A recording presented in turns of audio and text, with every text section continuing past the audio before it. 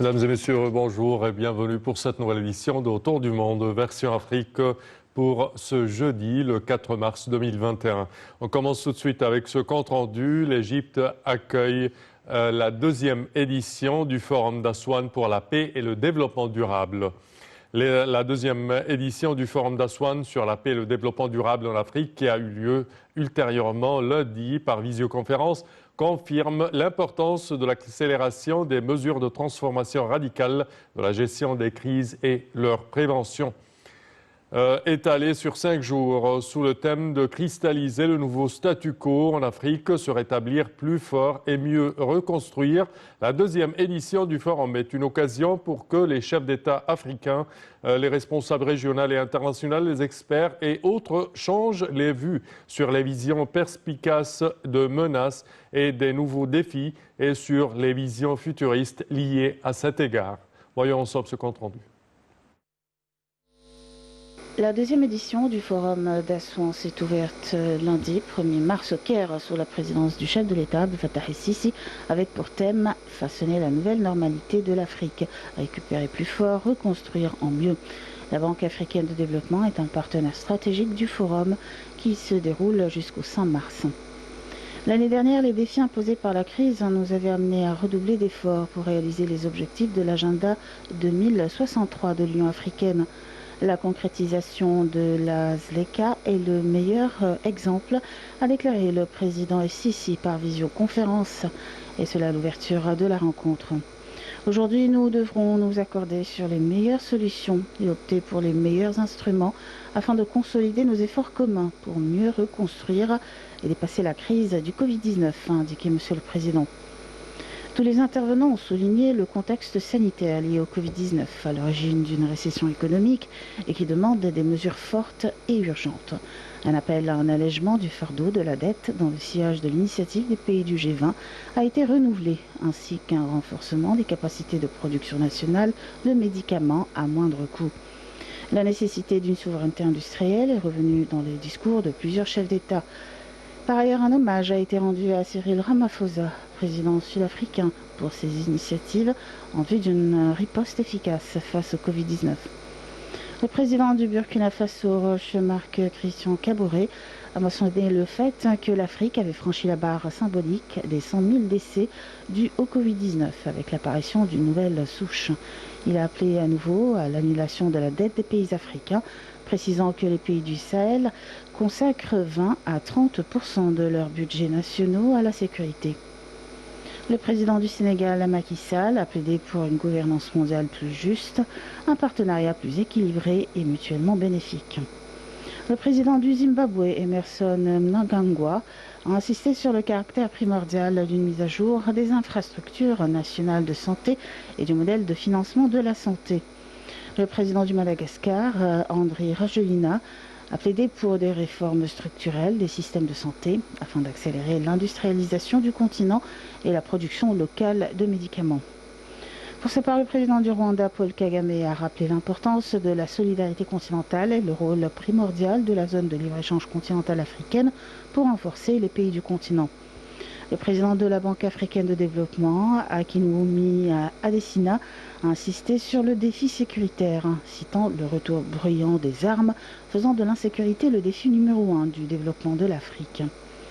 Pour sa part, le secrétaire général des Nations Unies, Antonio Guterres, a lancé un appel puissant en faveur de la disponibilité des vaccins, qui doivent être un bien public mondial, accessible partout et pour tous.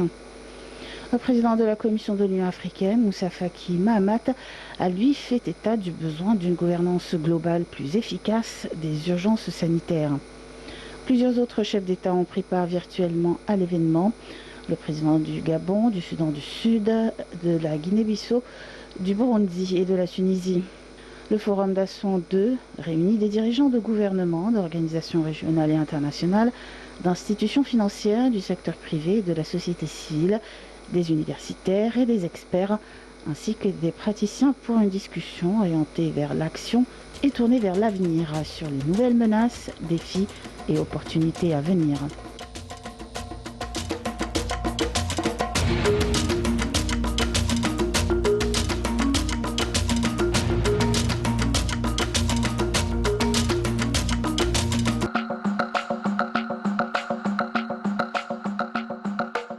Et pour plus d'explications, mesdames et messieurs, sur ce sujet, nous avons le plaisir d'accueillir au bout du fil le Dr Nesrine Chokri, qui est journaliste et écrivaine. Bonjour, Dr Nesrine. Bonjour. Alors, si on parle de ce forum d'Aswan pour la paix et le développement durable, comment le voyez-vous et surtout la question la plus, je dirais, pertinente dans ce forum, comment lutter contre la Covid-19 et acquérir les vaccins?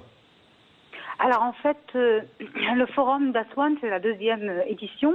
La première édition avait été lancée par le président de la République, Abdel Fattah el-Sisi, en 2019, dans son discours devant l'Assemblée générale des Nations Unies.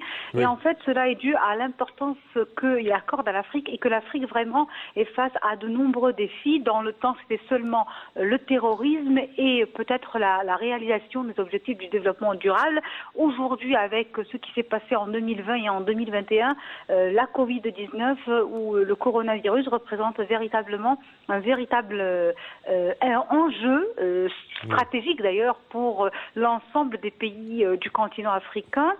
Et je crois que la présence des partenaires régionaux et internationaux, que ce soit au niveau des responsables ou même des différentes institutions financières et internationales, oui, est vraiment très importante pour le moment pour trouver une sorte de solution pour aider l'Afrique face à ce fléau. Parce que d'abord, il y a plusieurs défis auxquels font face l'Afrique. D'abord, l'acquisition des vaccins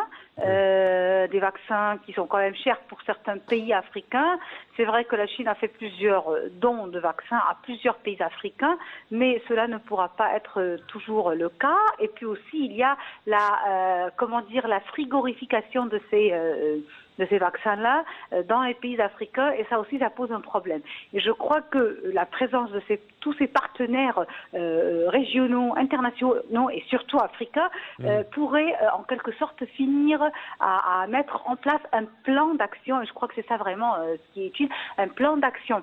D'une part, pour garantir que la population africaine soit vaccinée et véritablement que les vaccins soient acheminés à la plupart de la population du continent africain, et d'autre part aussi que ce virus ou cette pandémie mondiale n'affecte pas réellement les économies des pays africains, de sorte à devenir une pierre d'achoppement qui détruit totalement la possibilité de réaliser les objectifs du développement durable, sachant que il y a quelques jours, la Chine avait annoncé durant sa session annuelle, la tenue de sa réunion ou de sa conférence annuelle, que elle est parvenue à déjà réaliser une partie des objectifs du développement durable fixés par les Nations Unies en luttant contre l'extrême pauvreté.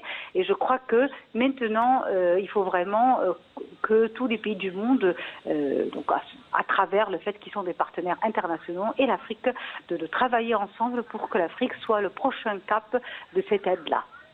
Parfait, Dr Nesrine Chokri, nous tenons à vous remercier de vos explications. Merci à vous. Et nous enchaînons, chers téléspectateurs, avec ce même sujet. Le président Abdel Fattah el-Sisi a affirmé hier que les peuples africains s'attendent à beaucoup et méritent tant d'efforts de la part des dirigeants afin de promouvoir les systèmes sanitaires dans leur pays. Sisi a fait cette déclaration lors d'un discours prononcé par visioconférence en son nom par le chef du gouvernement, Dr Moustapha Madbouli, lors de la réunion du bureau de la Commission de l'Union africaine. Et le président Abdel Fattah el-Sisi a reçu mardi la ministre soudanaise des Affaires étrangères, Dr Mariam As-Sadiq Al-Mahdi. Lors de leur entretien, le président el-Sisi a affirmé l'approche stratégique de l'Égypte visant à soutenir tous les aspects des relations bilatérales avec le Soudan dans un souci de coopération, de construction et de développement afin de consolider le partenariat et les relations éternelles entre les peuples de la vallée du Nil. Le chef de l'État a transmis ses salutations au chef du Conseil souverain soudanais, le général Abdel Fattah al-Burhan, et au Premier ministre soudanais, M. Abdallah Hamdok.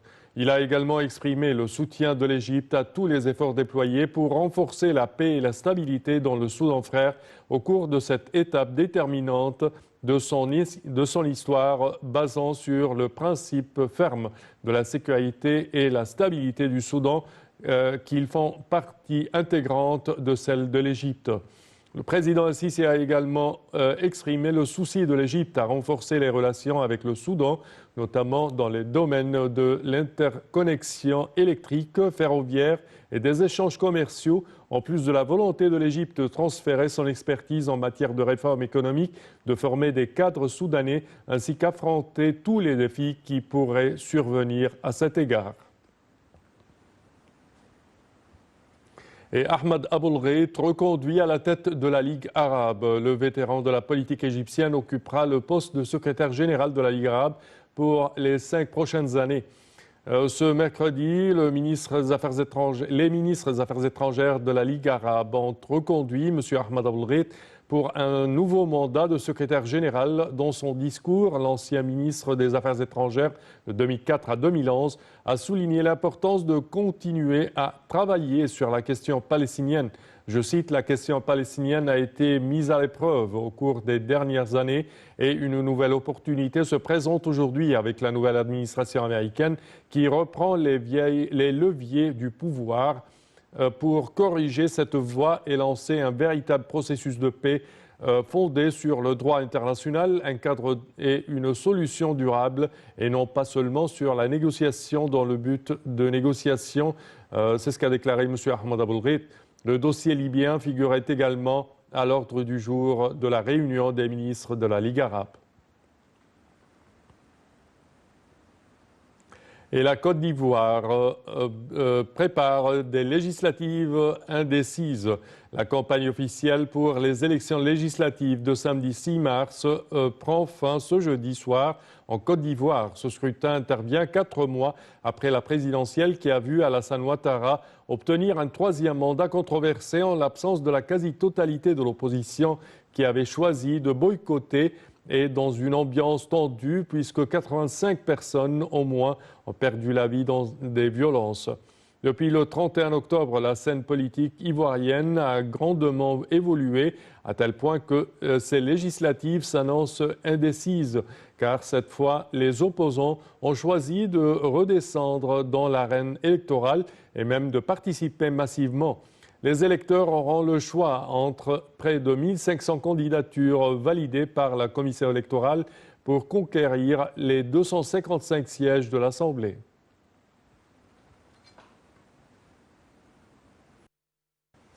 Et nous enchaînons, chers téléspectateurs, avec cette information, la Covid-19 en Afrique, 1 an après.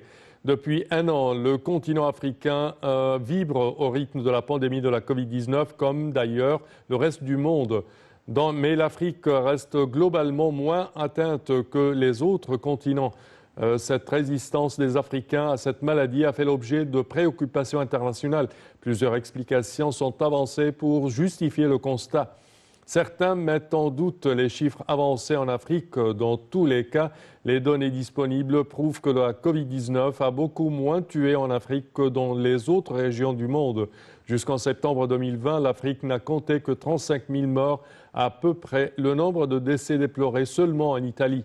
À l'occasion d'une conférence de presse qu'elle a tenue le 24 septembre 2020, la directrice régionale de l'Organisation mondiale de la santé pour l'Afrique a soulevé quelques éléments qui auraient pu, selon l'organisation, être à la base de la courbe d'évolution de la maladie sur le continent. Le premier élément concerne les mesures drastiques prises dès le mois de mars dans les différents pays pour restreindre les déplacements des populations ainsi que les rassemblements. Ensuite, la responsable régionale de l'OMS a mis l'accent sur l'isolement relatif du continent africain qui a également contribué à réduire les cas de contamination. Le troisième facteur mis en relief par l'OMS pour expliquer l'évolution de la maladie en Afrique est la jeunesse de la population du continent, puisque la maladie s'est montrée plus dangereuse pour les personnes du 3e âge qui sont minoritaires dans la plupart des pays africains. Environ 3% de la population est âgée de plus de 65%. Enfin, le mode de vie des Africains serait également un des éléments de protection contre la maladie. Et au Nigeria, des humanitaires pris pour cible par des terroristes à Dikwa. Au moins 6 civils ont été tués et plusieurs autres blessés après des attaques terroristes à Dikwa, dans le nord-est du Nigeria, lundi et mardi. Les Nations Unies avaient confirmé que des travailleurs et des installations humanitaires avaient été pris pour cible. Au moins 6 civils ont perdu la vie dans les échanges de tirs. Plusieurs autres ont été blessés ou sont toujours portés disparus, tandis que des milliers de personnes essayaient de fuir la ville après ces attaques. C'est ce qu'a écrit hier dans un communiqué Nigeria INGO Forum, une coalition de 54 ONG internationales installées au Nigeria. De leur côté, les autorités n'ont pas encore communiqué le bilan, mais l'armée avait affirmé mardi avoir repoussé les terroristes en dehors de Dikwa. Dès mardi, les Nations Unies ont condamné avec fermeté l'attaque lancée dans la soirée du lundi 1er mars par des terroristes liés à Daesh contre cette ville au nord-est du Nigeria.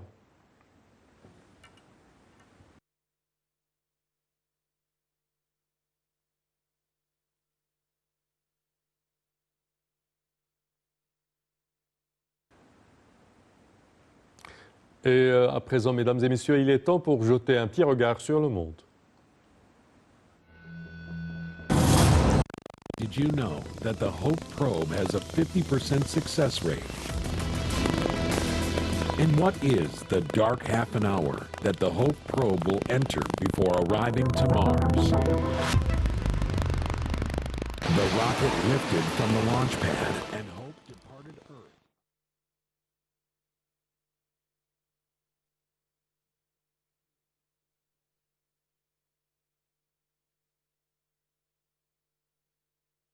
Gravity at over 34,000 kilometers an hour. Mars's orbit. Flowed through its systems. Using small thrusters, Hope stabilized itself. Star tracker cameras were used to align the probe and ensure it was correctly positioned. Et c'est ainsi, chers téléspectateurs, que prend fin cette édition de Autour du monde, version Afrique pour aujourd'hui. Je vous remercie de votre attention et je vous donne rendez-vous la semaine prochaine à la même heure. Merci à vous.